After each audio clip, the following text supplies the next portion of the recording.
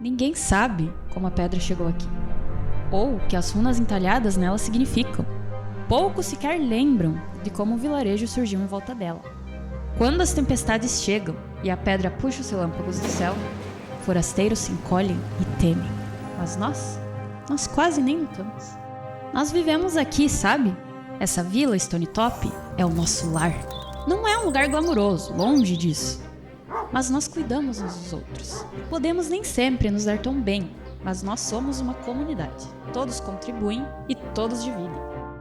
E agora, com o desabrochar das primeiras flores nas planícies e o brotar das árvores da grande floresta, problemas estão a caminho.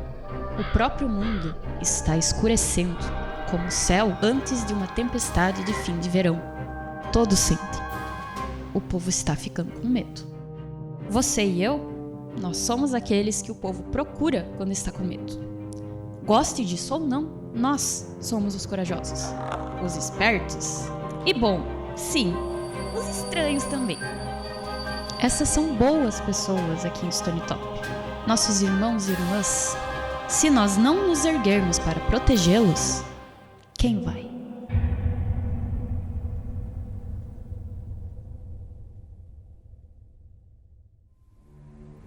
Essa é a premissa de Stonetop, um RPG de mesa de Hearth Fantasy, que se passa numa era de ferro fictícia. Os jogadores são heróis locais de um vilarejo isolado nos limites do mundo conhecido.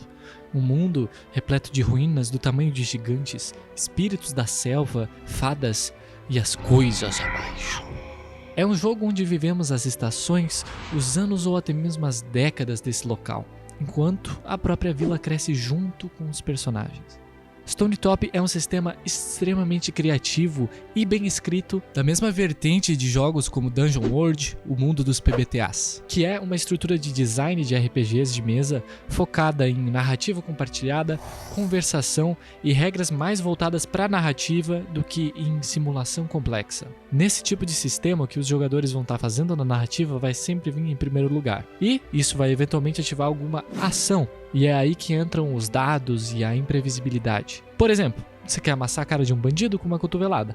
Bom, provavelmente você está conflitando, que é uma ação, e portanto podemos rolar para ver se você consegue. Você usa 2 dados de 6 lados, geralmente com algum bônus. Digamos que seu personagem é particularmente musculoso, então ele tem mais 1 de força. E você rola. Num resultado de 6 ou menos, não vai dar muito certo isso aí não. Num 7 até um 9, você tem um sucesso parcial. Você vai conseguir, mas geralmente tem alguma complicação envolvida nisso. Rolando 10 ou mais que isso, o cara com certeza vai dar uma bela cabeçada no seu cotovelo. Nesse vídeo a gente vai abordar superficialmente várias facetas desse jogo, como a criação de personagens, como funciona o vilarejo, as melhorias e as estações que passam, e o mundo além dos campos de Stonetop e como explorá-lo. No final do vídeo, vamos falar sobre como você pode adquirir vários materiais gratuitos desse sistema, traduzidos para o português, para você poder jogar mesmo sem precisar comprar os livros completos. Beleza? Vamos lá! Stonetop não é sobre mercenários itinerantes em busca de fortuna ou glória, é sobre pessoas excepcionais se aventurando para proteger sua família e vizinhos. Os personagens e suas histórias vão refletir isso. Eles se conectam ao vilarejo e às pessoas dali, e as suas aventuras serão entrecortadas por cenas onde nós vamos ver o porquê desses personagens estarem lutando, os problemas que eles enfrentam em casa e como suas aventuras, seus sucessos ou falhas moldam a vida das pessoas que amam. E que bom pra nós, pois temos 9 arquétipos que nos ajudam a fazer isso, cada um com seus próprios motivos para zelar por sua comunidade e buscar aventuras além dos seus muros. Os personagens, além dos arquétipos, são moldados por várias coisas.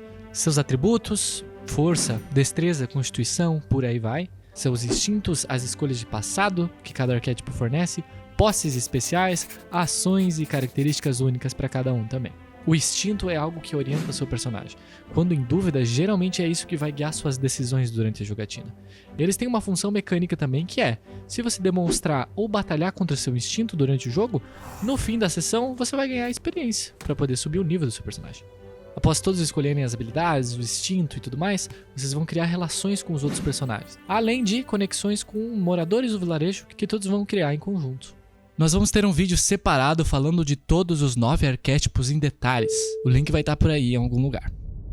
Porém, tem uma ficha que não podemos deixar de falar agora, que é a ficha do ponto focal das histórias desse sistema, a ficha do vilarejo, a ficha de Stone Top. Esse documento vai mudando conforme o tempo e ele inclui as informações de tamanho, atributos e debilidades, o excedente atual, seus recursos e fortificações, os lugares de interesse, as melhorias que estão sendo trabalhadas, os bens divididos pelo povo, os NPCs importantes e os mapas das proximidades da região. Vamos falar o que cada uma dessas coisas significam. Vamos lá. O tamanho reflete a escala da infraestrutura do vilarejo, a população dele.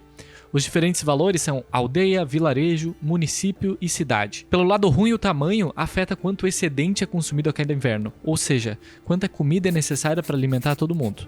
Mas, pelo lado bom, quanto mais pessoas tiver, mais vantagens você tem quando você quer juntar o povo para construir alguma coisa ou defender o vilarejo. No início do jogo, Stone Top é um vilarejo, sendo lar de por volta de 300 pessoas. Se as coisas forem mal, ele pode diminuir e virar uma aldeia. Se você completar melhorias o suficiente, ele pode se tornar um município, por exemplo. Stone Top tem 4 atributos que vão de -1 até +3.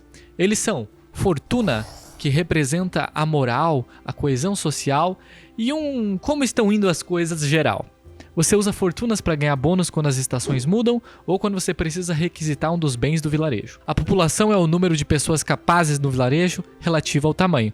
É aquilo que falamos antes. Sendo uma faca de 2 gumes, você adiciona o valor da população para convocar e reunir, mas também adiciona a ele a quantidade de excedente que é consumida a cada inverno. A prosperidade representa a qualidade e a variedade dos serviços e utensílios domésticos, das ferramentas e armas, dos artigos de luxo e os pequenos objetos de consumo.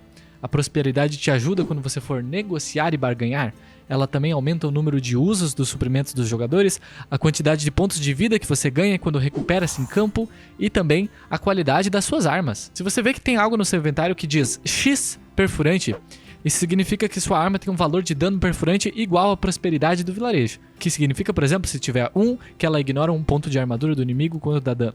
As defesas representam a proeza marcial e a prontidão do vilarejo. Quão bem treinados e armados são os habitantes. Você rola defesas para estabelecer, se protegendo de ameaças que querem atingir o vilarejo. Stone Top também tem debilidades que pode sofrer durante o jogo. Tem 3 delas. Enfraquecido, pode ser por ferimentos, doenças ou dúvidas. Isso te dá desvantagem para as ações que precisam do povo. Estabelecer-se, convocar ou reunir-se. Outra debilidade é deficiente, devido à escassez, ao acúmulo ou à desconfiança. Enquanto isso estiver marcado, você trata a prosperidade como se fosse 1 a menos do que há atualmente. Temos também descontente, por medo, por raiva ou por desespero. Fortunas vão cair para 0 a cada estação em vez de 1, e o povo vai precisar ser persuadido com muito mais frequência enquanto isso estiver marcado. As debilidades, elas refletem a ficção, mas elas também ditam ela. Se algo acontecer que resulta na redução da capacidade da vila por ferimentos, doenças ou dúvidas, você vai marcar enfraquecido para refletir isso.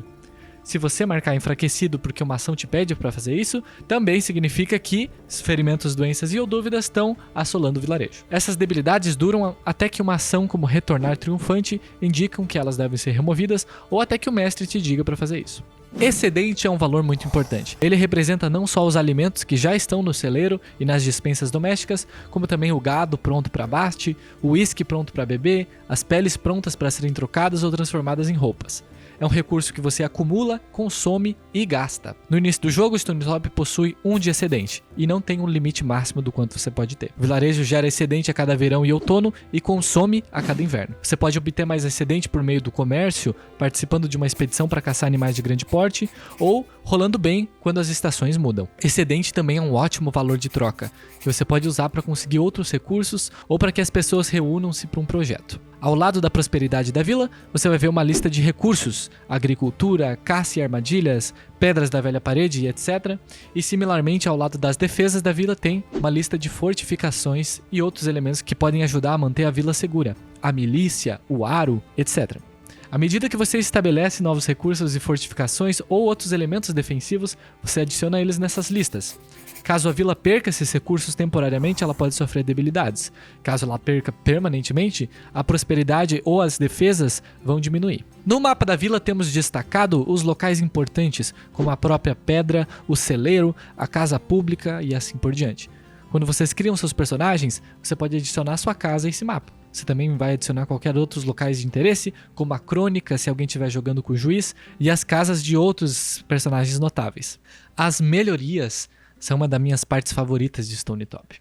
A ficha inclui uma série delas que você pode implementar no vilarejo, como por exemplo, um moinho para moer grãos, uma paliçada de madeira para se proteger, alguma maneira de aproveitar o riacho que passa perto de Stone Top, ou até espalhar os seus feitos por aí e adquirir uma reputação heróica. Há também espaços para novas melhorias, que o mestre pode revelar durante o jogo se vocês descobrirem alguma coisa. Cada melhoria tem uma lista de requisitos que você deve cumprir para desbloquear. Assim que você cumprir todos eles, a vila ganha os benefícios listados da melhoria. Algumas melhorias aumentam os atributos da vila e algumas fornecem novas ações.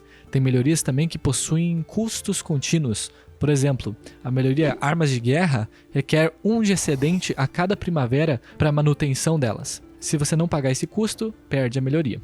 O mestre pode ameaçar ou prejudicar as melhorias da vila da mesma forma que pode ameaçar qualquer outra coisa que te seja importante. Se você não fizer nada para salvar ela, ela vai ser perdida e, junto com ela, vão os benefícios. Do lado das melhorias, temos uma seção para registrar os bens que são de propriedade comum dos moradores de Stone Top. Um par de cavalos, alguns arados de ferro, uns vagões, uma carroça puxada por cavalos e qualquer outro bem que for adquirido durante o jogo. Aqui também temos espaços para registrar quaisquer moedas de prata ou ouro. Lembrando do seguinte, moedas não são coisas comuns nessa época, e as pessoas não as usam no dia a dia. Elas são usadas quase que exclusivamente com forasteiros. A economia geral de Stone Top gira em torno de trocas, presentes e favores, dívidas e honra. Escambo no geral. Esses espaços começam em branco, mas caso você adquira moedas durante o jogo e as transfira para a vila como um todo, você pode registrar elas aqui. Se você quiser levar algum desses bens em uma expedição, primeiro você vai precisar requisitá-los. Por fim, temos espaços para registrar os NPCs, os personagens não jogáveis. Tem uma seção para moradores e outra para vizinhos notáveis de Stone Top. Sempre que você criar um novo NPC, durante as representações dos personagens ou no decorrer do jogo, você dá a ele um nome e anota os seus pronomes. Anote também a ocupação de cada um deles e atribua uma característica notável e memorável. A ficha dá vários exemplos de características. Anote também qualquer relacionamento importante para entender esse NPC, como que ele é irmão de fulano ou mãe de ciclano que odeia aquele cara lá e por aí vai. Chega de falar de personagem, de vilarejo, a gente quer aventura, quer explorar. Mas como é que a gente faz isso? Nesse capítulo a gente vai abordar com exemplos de jogo as mecânicas que são usadas nas expedições e coisas desse tipo. Vamos lá. Todos os personagens têm o mesmo encarte de inventário. Você marca esses diamantinhos, que são os espaços, para indicar o que você está carregando. A quantidade de espaços marcados define a sua carga. Até 3 você está leve, sendo rápido e quieto. De 4 a 6 você tem uma carga normal e de 7 a 9 você está pesado, sendo barulhento, lento, quente e se cansa rápido. No nosso exemplo vamos usar um personagem chamado Rhys, o patrulheiro, está explorando uma ruína dos Lordes Verdes na grande floresta. O Rhys está com 6 espaços marcados, que é uma carga normal. A carga do personagem não tem um efeito mecânico específico, mas ela influencia a narrativa e as decisões do mestre. Por exemplo, o mestre pode dizer que tem uma subida íngreme e acidentada com rochas molhadas e qualquer pessoa que estiver carregando mais do que uma carga leve teria que rolar para desafiar perigo e subir esse local com desvantagem se estiverem com uma carga pesada. Um outro exemplo seria um personagem que está caminhando penosamente sob o sol com todo esse peso nas costas e isso está cobrando preço nele. Ele pode continuar, mas o mestre disse que ele teria que marcar miserável na ficha dele ou reduzir a carga dele para um peso normal. Durante essa expedição do Rhys nessa ruína, ele encontra uma estatueta de prata macabra, que parece ser relativamente valiosa. Ela ocupa um espaço e se ele trouxer ela consigo, ele agora vai ter 7 espaços, que é uma carga pesada. Se ele não quiser isso, ele pode descartar um item que já está carregando. É isso que ele faz, deixando para trás o seu trenó dobrável, deixando ele com apenas 5 espaços, uma carga normal. Itens pequenos são os itens que cabem no seu bolso, numa bota, com espaço de sobra. Eles não contam para sua carga total. O Rhys encontra um pedaço de âmbar nessa ruína. Ele pode levar isso consigo sem problemas, porque o mestre determina que é um item pequeno, mas seja razoável quanto a isso. Agora para a parte interessante. Você não precisa definir os itens que você está carregando consigo. Você pode nunca ter saído do seu quarto da vida, mas se você está jogando com um patrulheiro, ele é um expert da selvageria. Você não sabe o que seria necessário para sobreviver na selva, mas o seu personagem saberia. Isso tudo é encompassado pela mecânica da ação ter o que precisa. Um exemplo, Rhys precisa escalar um desfiladeiro, ele gostaria muito de ter uma corda agora. Podemos definir que o Rhys com certeza teria levado uma corda consigo, mesmo que o jogador não tenha marcado antes. Então ele tem o que precisa e está com a corda, e ele vai levar ela consigo quando ele terminar, ela fica no seu inventário, porque ele definiu esse item. Mais tarde, o Rhys percebe que ele está sendo perseguido por Crewings. Ele monta uma emboscada para eles com sua armadilha. O mestre pergunta o que você vai usar para atraí-los, e o Rhys, sendo um patrulheiro, escolheu como posse especial equipamentos de armadilha. Então ele pode ter iscas. O plano de Rhys funciona, um Crewing ativa a armadilha e fica preso e os outros se distraem. O Rhys usa essa oportunidade para fugir dali. Porém, ele deixou a armadilha e a isca para trás, então ele as remove do seu inventário. Para fugir deles, porém, o Rhys passou por um riacho cuja água lhe chegava até os joelhos. As meias dele estão encharcadas. O mestre diz que se ele não resolver isso, ele vai ficar miserável. Ele move o seu último item pequeno e indefinido para ter um par de meias extras e evita essa condição. Infelizmente, mais um contratempo resulta na quebra da corda do arco do Rhys. Ele precisa substituir a corda, mas ele já definiu todos os seus itens pequenos. Porém, ele pode usar suprimentos para produzir uma corda extra. Suprimentos também são usados em cada dia de viagem ou quando você monta acampamento ou recupera-se. O Rhys ainda está na grande floresta quando a noite cai. Ele monta acampamento e precisa consumir um uso de suprimentos ou provisões, que nesse caso ele não tem. Esse foi o seu último uso de suprimentos, agora ele não tem mais. Com isso ele está carregando 4 espaços, que ainda é uma carga normal. O Rhys ainda vai precisar de comida, então ele gasta algumas horas forrageando. Ele rola um 7 e adquire 6 usos de provisões. Porém, tem um risco envolvido nisso. Decidimos que essas provisões vieram de um javali que ele caçou. Porém, ele levou um corte feio no braço ao abater ele, sofrendo 7 de dano. Rhys gostaria muito de parar para recuperar-se, mas ele não tem mais suprimentos, apenas provisões. Então, ele continua. Ele passa uma última noite na grande floresta. Monta acampamento, gastando o uso das provisões que ele conseguiu e recuperando 9 pontos de vida. Ele está de volta agora à saúde total, mas aquele corte feio ainda está ali. Apesar disso, ele consegue retornar para casa, um pouco ensanguentado, mas bem. Seu vizinho limpa e sutura seu braço, ele e a sua família desfrutam de algumas refeições com javali assado, e tudo está bem. Agora que ele está em casa, o inventário de Rhys não importa muito. Ele ainda tem a estatueta de prata e o pedaço de âmbar, mas provavelmente já guardou eles em algum lugar do vilarejo. Mais tarde, o Rhys mostra essa estatueta macabra para Mari, a Inquiridora, outra personagem dessa nossa mesa fictícia. Ela estuda a estatueta e sabe de coisas, e reconhece ela como um vínculo que prende uma poderosa e faminta assombração. Rhys pergunta como eles podem se livrar desse negócio, e a Mari sabe de coisas novamente, descobrindo que, para se livrar disso, eles podem empacotar essa estatueta com sal e enterrar ela entre as árvores de Dule da encruzilhada. Hora para mais uma expedição. Eles equipam-se. O Rhys está levando uma pá, a estatueta e o seu fiel arco longo, e um pote de barro para enterrar essa estatueta dentro. O pote de barro não é um item que está na ficha do inventário, mas todos os jogadores concordaram que ele poderia ser facilmente adquirido na vila, então ele só anota. Isso são 4 espaços, uma carga normal. Ele marca mais 2 espaços indefinidos, porque isso ainda é uma carga normal. Ele também marca 5 itens pequenos indefinidos, que é 4 mais a prosperidade atual do vilarejo, que no nosso exemplo é mais 1. A Mari, a Inquiridora, diz que eles ainda precisam de bastante sal, porque eles precisam enterrar essa estatueta junto com o sal. Uma bolsa de sal não é um item comum, nem é algo facilmente adquirido em um vilarejo dessa era de ferro fictícia, e nem é uma posse pessoal de Rhys ou da Mari. Para eles conseguirem essa bolsa de sal, eles vão precisar negociar e barganhar. Uma bolsa de sal é valor 1.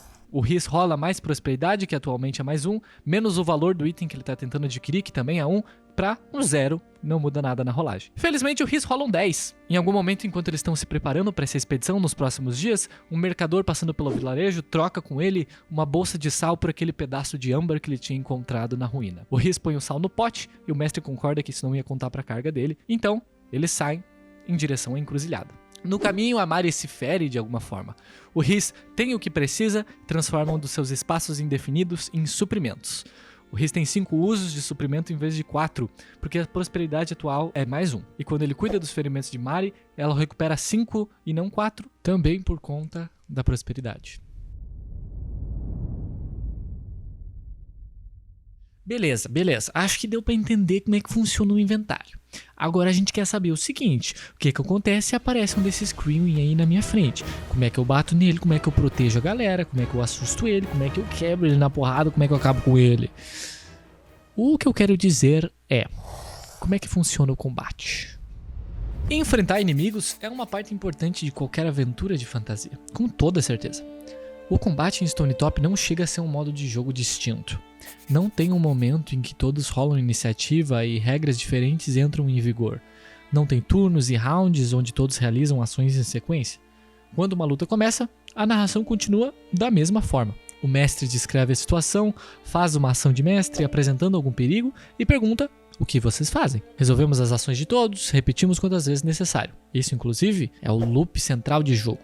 E ele equivale para qualquer coisa que você for fazer no sistema, não só o combate. Portanto, as lutas em Stone Top são, como todo o resto do jogo, uma conversa. É importante ressaltar também que o mestre não rola dados para ver se os ataques dos oponentes são bem sucedidos. Em vez disso, ele vai fazer uma ação de mestre descrevendo o ataque, normalmente parando antes de acertar ou acontecer. Aí ele pergunta para o jogador em destaque o que você faz. Seja qual for a resposta dele, é provável que isso vai desencadear uma ação, aí a gente resolve ela e deixamos a situação se desenrolar a partir daí.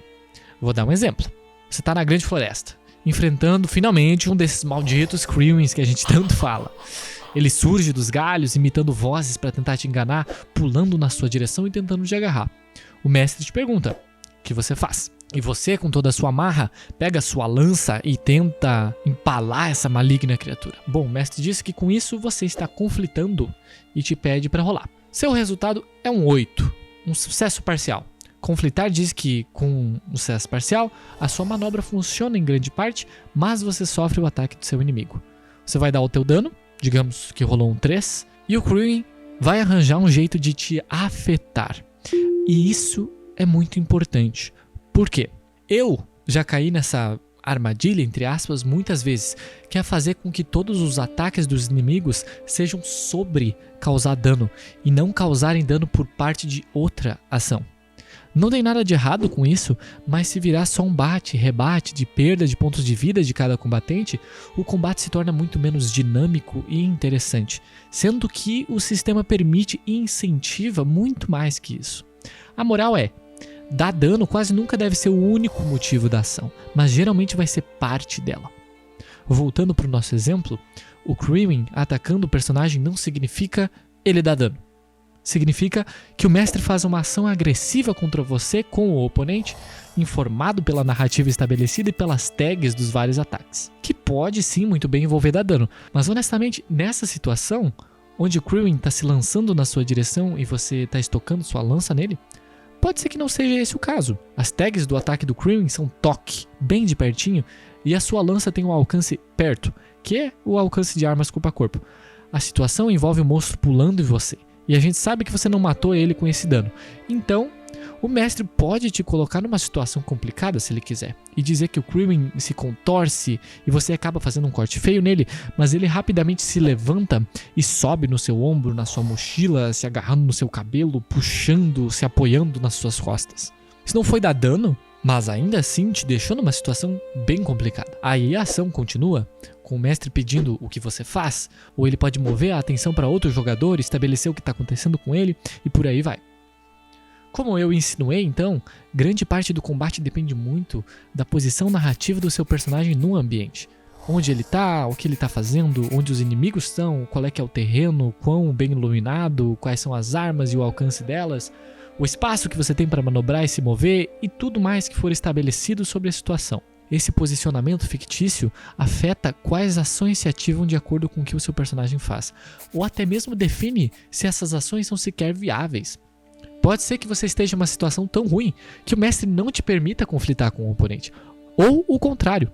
A sua posição pode estar tão poderosa que ele só fala, cara, só rola o teu dano aí, não tem nada que ele possa fazer para te parar. Essa posição narrativa também afeta a gama de resultados possíveis, tanto bons quanto ruins. Uma posição fictícia forte pode atenuar os resultados ruins de uma rolagem, fazendo com que elas não sejam tão ruins assim. Ou uma posição fictícia desesperadora pode significar que um 6 menos é bem ruim. Os equipamentos, ataques dos inimigos e esse tipo de coisa podem possuir tags que afetam a narrativa em torno deles. Assim, por exemplo, como a carga de um personagem pode afetar ele positivamente ou negativamente, como eu já falei antes.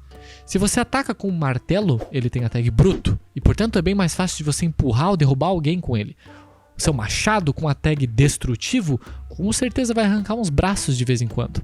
E esse pé de mesa da taverna que você pegou pra surrar o cara que tá falando bosta dos seus amigos é imperfeito. então provavelmente ele vai quebrar quando tu arrebentar ele na cabeça do cara. Jogadores habilidosos vão buscar maneiras de moldar o seu posicionamento fictício, permitindo que eles realizem ações mais vantajosas, se preparando para obter melhores resultados ou até mesmo evitar completamente a necessidade de rolar dados. Portanto, a ideia é que os combates sejam dinâmicos e com riscos que vão além dos números fictícios que estabelecem se o personagem está de pé ou não. Vão ter muitas coisas acontecendo simultaneamente e o foco tem que ser distribuído de forma a manter todos envolvidos, fazendo o possível para não excluir ninguém, que todos participem. Quando houver uma pausa na ação, você se dirige para um personagem diferente, idealmente alguém que não tenha falado há algum tempo, descreve a situação do ponto de vista dele, faz a sua ação de mestre, pergunta a ele o que ele faz, e o resto você já sabe. Parece mais simples em teoria narrar esse tipo de coisa, mas eu digo para vocês que, na minha experiência, esse tipo de combate narrativo, embora muito da hora, é bem difícil de fazer acontecer como descrito, de uma forma fluida, interessante e criativa. Eu devo ressaltar uma coisa aqui que eu considero muito importante. Eu quis colocar isso nesse vídeo e eu acredito que isso vale também para todas as facetas desse e qualquer outro RPG. Não pegue pesado consigo mesmo se algo não correu como devia. Se você não seguiu as regras da melhor forma ou lidou com uma situação de um jeito que achou ruim depois. O importante sempre é aprender com as coisas que dão errado, né? Entre aspas. E lembrar que o que interessa no fim do dia é se todos se divertiram. É isso que todos vão lembrar.